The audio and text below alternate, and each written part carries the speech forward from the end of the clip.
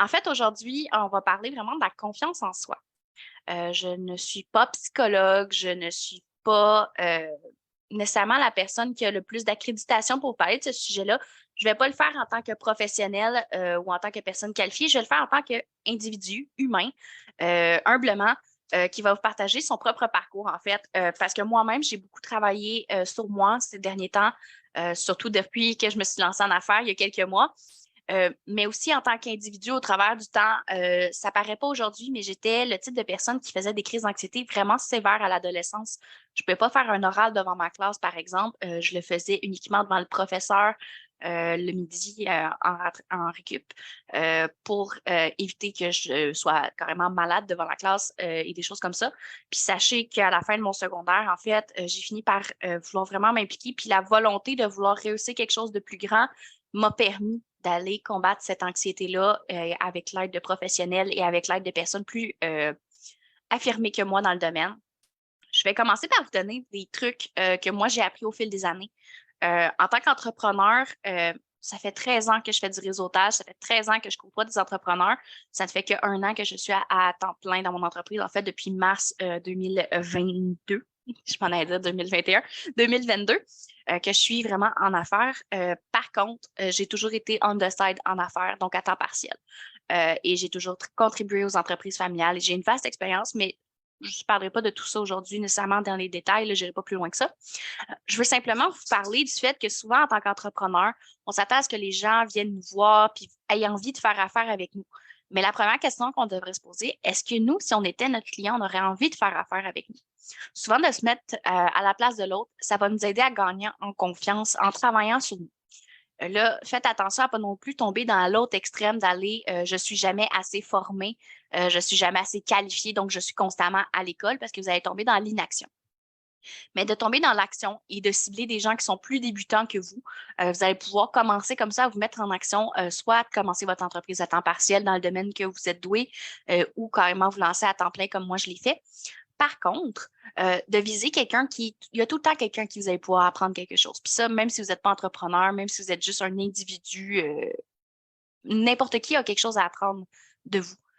Par contre, il faut savoir qu'est-ce que vous avez à lui enseigner et il faut vous structurer pour avoir une structure qui paraît professionnelle et qui est solide. Donc, en fait, c'est de pratiquer, c'est d'utiliser des cobayes beaucoup si vous avez beaucoup d'anxiété à vous présenter au début. C'est d'aller faire des regroupements de réseautage qui sont plus petits, d'aller dans des places plus, disons, familiales, chaleureuses, que d'aller dans les grands rassemblements de chambres de commerce 5 à 7 où il y a 200 personnes. Fait que vous pouvez commencer vraiment étape par étape. Moi, c'est ce que je vous recommande. Parce que sortir de sa zone de confort, c'est pas quelque chose de facile à faire. C'est pas quelque chose qui est naturel à faire non plus. Votre corps, votre âme, votre cerveau va tout le temps essayer de vous garder là où il connaît la situation, là où il peut le maîtriser le plus d'éléments possible. C'est simplement une question de survie et d'évolution. À mon humble avis, encore là, je suis pas médecin, je suis pas spécialiste de la génétique ou quoi que ce soit, là.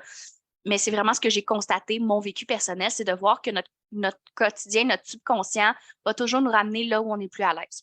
Puis en tant qu'entrepreneur, on ne peut pas rester dans cette zone-là 100% du temps. C'est important d'avoir des moments où on y retourne, puis qu'on prend soin de soi, puis qu'on est dans le confort. Mais c'est aussi important de sortir de cette zone-là pour être plus connu, pour gagner en visibilité, pour gagner en notoriété et en crédibilité. Vous allez souvent m'entendre dire ces mots-là, notoriété, crédibilité. Pour moi, c'est la base que tout entrepreneur devrait rechercher avant de chercher à faire des revenus, avant de chercher à faire du succès. C'est vraiment d'aller chercher la base, puis de bâtir votre pyramide. Comme quand on construit une maison, on commence par la fondation, on monte les murs, on monte la structure, après ça, on rajoute les fenêtres, les portes, puis on finit avec la décoration intérieure. Donc, tout ce qui est fioriture, publicité et tout ça, c'est vraiment plus que je considère comme un exemple, poser les revêtements dans la maison, poser les comptoirs de cuisine. Avant ça, vous avez beaucoup de travail à faire sur vous en tant qu'individu et je vous parle d'expérience pour l'avoir vécu. Alors, quels outils je vais utiliser moi, que j'ai utilisés dans mon parcours qui m'ont aidé à bâtir une certaine confiance en moi, malgré le fait que j'avais beaucoup de doutes, malgré mon anxiété, malgré toutes les si, les pourrais, les qu'est-ce qui pourrait arriver, tous les scénarios catastrophes que je pouvais me faire. En fait, j'ai beaucoup travaillé avec, je vais vous nommer une de mes collaboratrices, Annie Beauchesne de l'Envol, qui est hypnothérapeute. En fait, j'ai beaucoup travaillé avec l'hypnose. Pourquoi? Parce que c'est un outil facile qui va en fait vous donner accès à votre subconscient Il y a différents types d'hypnose d'ailleurs. Là, Annie fait de l'hypnose plus humaniste, si je ne me trompe pas. Puis j'ai déjà fait de l'hypnose aussi qui était plus ericksonienne et vraiment divisée. En fait, vous avez des hypnoses dans lesquelles vous restez conscient et des hypnoses dans lesquelles vous vous endormez d'une certaine façon, là. Alors, c'est vraiment à vous de trouver qu'est-ce qui fait votre affaire au niveau de l'hypnose si vous avez envie d'essayer cette voie-là. Vous avez aussi sur YouTube des versions gratuites, mais je vous recommande vraiment de faire affaire avec un professionnel parce que souvent, quand on va en hypnose, en fait, c'est qu'on ne va pas travailler ce qu'on pense qu'on devrait travailler. Souvent, l'hypnothérapeute est formé pour aller déceler le problème à la source et non pas le symptôme.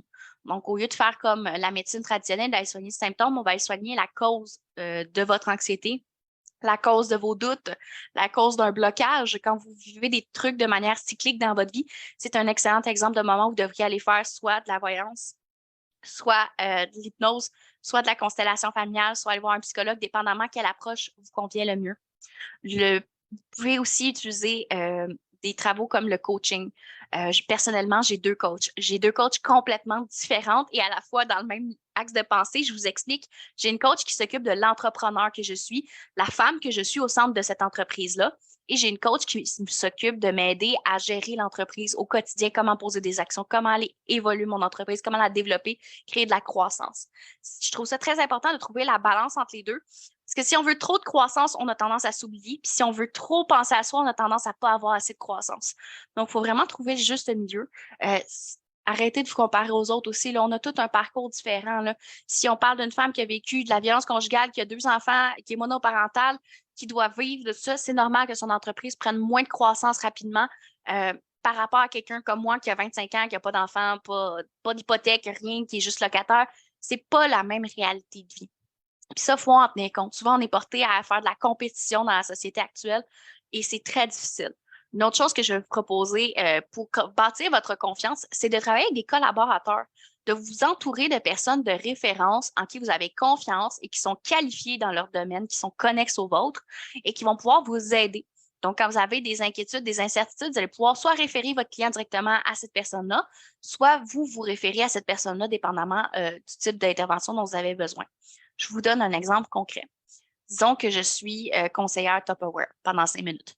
Alors, je vais conseiller mes clientes sur comment créer des recettes santé, vraiment l'organisation de la cuisine, l'entretien ménager de tous ces ustensiles de cuisine-là. Et j'ai une cliente qui est diabétique. Mais je vais me référer à une nutritionniste quand je vais lui donner des conseils parce que c'est un cas particulier. Puis cette façon-là de se référer à quelqu'un de plus spécialisé que soi ou de faire simplement des recherches sur Internet et dire au client, j'ai pas la réponse à ta question, mais regarde bien ce qu'on va faire. Je vais faire mes recherches et je te reviens le plus rapidement possible.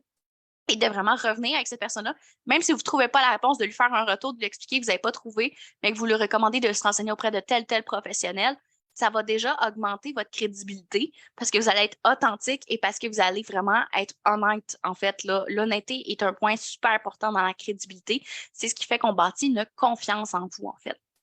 Donc, c'est vraiment quelque chose de super important de faire attention à ce que vous dites, de quand on dit aussi les bobines suivent les babines, les bottines suivent les babines, excusez-moi. C'est une vieille expression là, que vous pouvez entendre au niveau des Québécois. Quand vous voulez bâtir votre confiance en vous, soyez honnête avec vous-même. Si vous mettez des objectifs, mettez-vous-en pas 50 dans une journée, là. L'objectif, là, souvent, là, on va en prendre 2, 3 dans une journée, là, 2, 3 trucs à faire pour l'entreprise, 2, 3 trucs à faire personnels, puis 1 ou 2 tâches ménagères par jour, puis c'est déjà beaucoup. On a tendance à se faire des to-do lists, là, à vouloir être super productif. Puis finalement, on travaille du matin jusqu'au soir, puis on a l'impression d'avoir rien fait. Ça nuit à la construction de votre confiance en soi, en fait. Parce que plus que vous avez l'impression d'avoir accompli des choses, plus que vous avez l'impression d'avoir atteint vos objectifs, réussi. En fait, créez-vous des petites victoires. Décortiquez vos grosses tâches en petites tâches pour être capable d'aller construire votre confiance, justement. Alors, c'est vraiment de ça que je vous conseille aujourd'hui. Un autre outil que j'ai utilisé en dehors du coaching, c'est vraiment la lecture.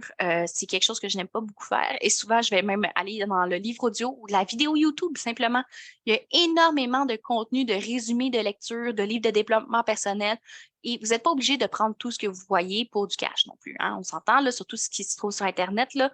Vous pouvez simplement vous inspirer puis l'adapter à votre sauce. Et l'important, c'est de trouver qu'est-ce qui va fonctionner pour vous, pour gagner en confiance, puis être à l'aise, puis à l'intérieur, que vous ne sentiez pas que vous étiez un imposteur, que vous ne sentez pas que vous êtes quelqu'un qui n'a pas rapport là, parce que ça se transcende, ça. C'est une énergie vibratoire que vous allez émettre un peu comme un poste de radio émet des ondes, vous allez émettre une énergie d'incertitude et les gens autour de vous qui vont peut-être être intéressés par votre contenu vont sentir cette énergie vibratoire-là quand ils vont vouloir commencer à faire affaire avec vous et ça va les repousser.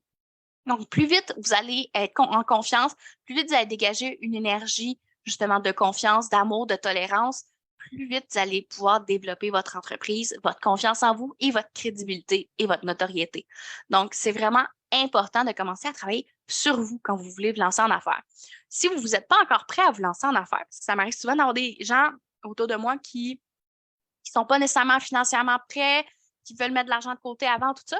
Si vous rêvez d'avoir votre entreprise, mais vous n'êtes pas encore prêt, je vous recommande vraiment de commencer à travailler sur vous-même de un. De deux, commencer à bâtir votre bibliothèque de connaissances. Donc, d'aller faire des recherches, d'aller vous renseigner aussi souvent que possible dans le domaine que vous aimeriez lancer votre entreprise pour justement venir bâtir une brique à la fois et déjà avoir une partie de votre fondation de construite avant de vous lancer en affaires. Donc, ça peut être un super moyen aussi d'y aller à l'avance. Donc, je vous souhaite, je n'irai pas bien plus longtemps que ça aujourd'hui. Là, je ne voulais pas faire un live trop long non plus. Alors, si vous avez des questions, si vous avez envie de suggestions, de références aussi, mes coachs sont Mélanie Ouellette du Centre du mieux-être et Marc-Claude Rioux de M Coaching qui font vraiment deux travails complètement différents avec moi. Je vous ai parlé d'Annie Beauchesne, qui est mon hypnothérapeute chez Envol. Et il y a plusieurs autres ressources comme Jade Coury dans les constellations familiales. J'en ai plein d'autres noms à vous fournir si vous avez besoin de références. J'en profite d'ailleurs pour vous inviter à venir me rencontrer en Zoom, en live, à ma rencontre hebdomadaire de réseautage, en fait, qui a lieu tous les mercredis soirs de 18h à 20h chez RGE. Je vous laisserai, si vous avez envie de participer, écrivez-moi ou me laissez-moi un commentaire sous le live. Je vais vous donner les explications de comment fonctionner. C'est gratuit et ça va vous permettre de vous faire connaître par d'autres entrepreneurs, de travailler avec moi, d'avoir une séance de coaching avec moi et Gélin, notre mentor. En fait, on est deux spécialistes marketing dans ce groupe-là. Donc, c'est super intéressant de voir la dynamique qui est complètement différente. On travaille beaucoup sur l'humain aussi. Et finalement, dernière petite chose, en fait, j'aimerais vous offrir l'opportunité, en fait, d'assister à mon atelier de groupe en février. Le 23 février, ça a lieu à Saint-Paul, au Centre du mieux-être Mélanie Ouellette, justement. Alors, on a un super beau local, très chaleureux. C'est en petits groupes. Il y a une partie de l'atelier qui se fait sous forme de brainstorming, d'échange et qu'on fait vraiment en gang. Puis une partie que vous faites plus individuelle qu'en introspection, qu'on fait vraiment le tour du plan marketing ensemble, de qui est votre client, quel est le positionnement de votre entreprise, quels sont vos objectifs, comment les atteindre, où publier, quand publier, comment créer un calendrier de publication. On fait vraiment le tour d'absolument tout. Donc, ce qui est important dans votre marketing et aussi en tant qu'entrepreneur pour savoir vous positionner par rapport à vos objectifs. Donc, c'est aussi un atelier que j'offre en groupe. Il est à 380 plus taxes en personne. Et puis, vous avez une facture qui est fournie, bien sûr, pour vos dépenses. Mais je l'offre aussi en individuel. Si vous n'êtes pas à l'aise avec la formule de groupe, n'hésitez pas à me contacter ou à visiter mon site web pour avoir toutes les informations.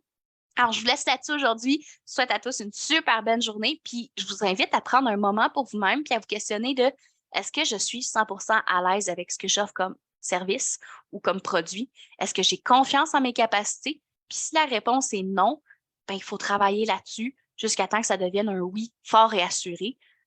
Parfois, vous allez quand même être assuré et il y a des journées où vous allez être moins assuré. Hein? On a des up and down, c'est normal. C'est comme une ligne, si vous regardez votre cœur sur un moniteur qui va vraiment faire l'observation de votre ligne cardiaque, ça va monter et descendre. C'est ça la vie. Si c'était complètement au milieu tout le temps, vous seriez mort. Donc, c'est normal que vous ayez des hauts et des bas, que ça peut super bien aller pendant quelques jours, puis une journée que vous avez le blues, vous avez moins confiance en vous, le syndrome d'imposteur reprend le dessus.